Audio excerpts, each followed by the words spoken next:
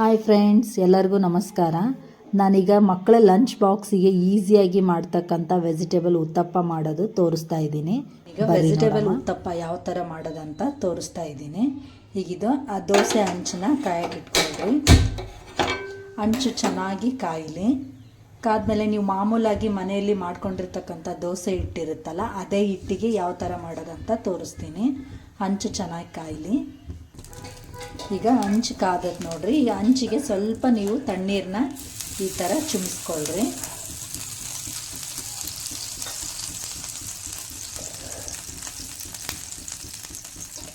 ಮೊದಲಿಗೆ ನೀವು ಫಸ್ಟ್ನೇ ದೋಸೆ ಮಾಡ್ತೀರ ಅನ್ನೋದಾದ್ರೆ ಸ್ವಲ್ಪ ಈ ಥರ ಎಣ್ಣೆ ಹಾಕಿ ನೀರನ್ನ ಚಿಮ್ಸ್ಕೊಳ್ರಿ. ಫಸ್ಟ್ ಈ ಥರ ಎಲ್ಲ ಕಡೆನೂ ಎಣ್ಣೆನ ಸ್ಪ್ರೆಡ್ ಮಾಡಿರಿ. ಮಾಡಿದ್ಮೇಲೆ ಸ್ವಲ್ಪ ನೀರನ್ನ ಚಿಮ್ಸ್ಕೊಳ್ರಿ ಈ ಥರ.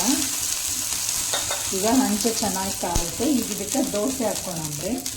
ಮಾಮೂಲಾಗಿ ನೀವು ಯಾವುದೇ ಹಿಟ್ಟು ದೋಸೆ ಮಾಡ್ಕೊಂಡ್ರೋ ಅದೇ ಥರ ಹಿಟ್ಟನ್ನ ಈ ಥರ ಹಾಕ್ಕೊಳ್ರಿ.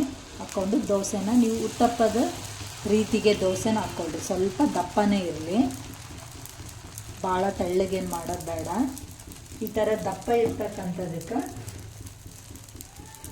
ನಾವು ಮೊದಲಿಗೆ ಸ್ವಲ್ಪ ಕೋಸುಗಡ್ಡೆ ಅಂದರೆ ಕ್ಯಾಬೇಜ್ನ ಈ ಥರ ಉದುರಿಸ್ಕೊಳ್ರಿ. ಎಲ್ಲ ಕಡೆನೂ ಸ್ವಲ್ಪ ಜಾಸ್ತಿನೇ ಹಾಕ್ಕೊಳ್ರಿ. ಈ ಥರ ಹಾಕೋದ್ರಿಂದ ಮಕ್ಕಳು ತುಂಬಾ ಇಷ್ಟಪಟ್ಟು ತಿಂತಾರೆ. ಇದಕ್ಕೇನು ಚಟ್ನಿನೂ ಬೇಕಾಗಿಲ್ಲ. ಈಗ ಇದಕ್ಕೆ ಸ್ವಲ್ಪ ಉಳ್ಳಾಗಡ್ಡಿನ ಹಾಕ್ಕೊಳ್ರಿ ಮೇಲ್ಗಡೆ. ಈ ಥರ ಸ್ವಲ್ಪ ಉದ್ದನೇ ಹೆಚ್ಕೊಂಡಿರಿ. ನೋಡೋಕ್ಕೂ ಚಂದ ಅನ್ಸುತ್ತೆ, ಮಕ್ಕಳು ಇಷ್ಟಪಟ್ಟು ತಿಂತಾರೆ. ಈ ಥರ ಸ್ವಲ್ಪ ಉಳ್ಳಾಗಡ್ಡಿನ ಹಾಕ್ಕೊಳ್ರಿ. ಮೇಲ್ಗಡೆ ಸ್ವಲ್ಪ ಕ್ಯಾರೆಟನ್ನ ಈ ಥರ ಉದುರಿಸ್ಕೊಳ್ರಿ. ಗ್ಯಾಸ್ ಸ್ಲಿಮ್ಮಲ್ಲಿ ಇಟ್ಕೊಂಡಿರಿ, ಇಲ್ಲಾಂದ್ರೆ ದೋಸೆ ಬೇಗನೆ ಒತ್ತೋಗ್ಬಿಡುತ್ತೆ. ಮತ್ತು ಸ್ವಲ್ಪ ಸೌತೆಕಾಯಿನೂ ಉದುರಿಸ್ಕೊಳ್ರಿ. ಈ ಥರ ಎಲ್ಲದನ್ನು ಮೇಲ್ಗಡೆ ಹಾಕ್ಕೊಳ್ರಿ. ನೀವು ಇದಕ್ಕೆ ಚಟ್ನಿ ಅವಶ್ಯಕತೆಯೂ ಇರಲ್ಲ.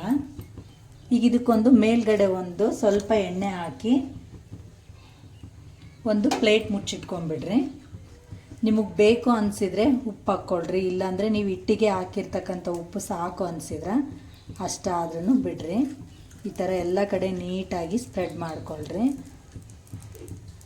ಸ್ವಲ್ಪ ಮೇಲ್ಗಡೆ ಕೊತ್ತಂಬರಿನ ಉದುರಿಸ್ಕೊಳ್ರಿ. ನಿಮಗೂ ಬೇಕು ಅನಿಸಿದ್ರೆ ಹಸಿಮೆಣ್ಸಿನ್ಕಾಯಿ ಹಾಕ್ರಿ. ಇಲ್ಲ ಮಕ್ಕಳು ತಿಂತಾರೆ ಹಸಿಮೆಣ್ಸಿನ್ಕಾಯಿ ಖಾರ ಅನ್ಸುತ್ತಂದ್ರೆ ಈ ಥರ ಸ್ವಲ್ಪನೇ ಖಾರದ ಪುಡಿನ ಈ ಥರ ಉದುರಿಸ್ಕೊಳ್ರಿ ಮೇಲೆ. ಇದಕ್ಕೆ ಸ್ವಲ್ಪ ಜೀರಿಗೆ ಪುಡಿನ ಹಾಕ್ತೀನಿ ನಾನು ಮೇಲೆ. ಸ್ವಲ್ಪನೇ ಹಾಕ್ಕೊಳ್ರಿ. ಈಗ ಮೇಲೆ ಸ್ವಲ್ಪ ಕೊತ್ತಂಬರಿ ಹಾಕಿ ಇನ್ನೊಂದು ಸ್ಪೂನಷ್ಟು ಎಣ್ಣೆ ಹಾಕ್ತೀನಿ. ಹಾಕಿ ಇದನ್ನು ಹಿಂಗೆ ಒಂದು ಪ್ಲೇಟ್ ಮುಚ್ಚಿಟ್ಬಿಡ್ತೀನಿ. ಪ್ಲೇಟ್ ಮುಚ್ಚಿಟ್ರೆ ಚೆನ್ನಾಗಿ ಮೇಲ್ಗಡೆ ಎಲ್ಲ ಬೇಯುತ್ತೆ. ಈಗ 5 ನಿಮಿಷ ಆದಮೇಲೆ ಈ ಥರ ಪ್ಲೇಟ್ ತೆಗೀರಿ. ಇದು ಎಲ್ಲ ಕಡೆನೂ ಚೆನ್ನಾಗಿ ಬೆಂದಿರುತ್ತೆ.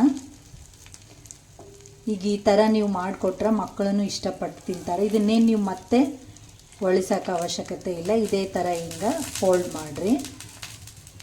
ಫೋಲ್ಡ್ ಮಾಡಿದ್ದನ್ನು ಮಕ್ಕಳಿಗೆ ಕೊಡ್ರಿ. ಒಂಥರ ಪಿಜ್ಜಾ ಟೈಪ್ ಅನಿಸುತ್ತಾ, ತಿನ್ನೋಕ್ಕೂ ಟೇಸ್ಟ್ ಇರುತ್ತೆ. ನಿಮ್ಗೆ ಇಷ್ಟ ಇದ್ದರೆ ಇದರಲ್ಲಿ ಸ್ವಲ್ಪ ಕಾರ್ನ್ಫ್ಲವರ್ ಸಮ ಹಾಕ್ಕೊಳ್ರಿ.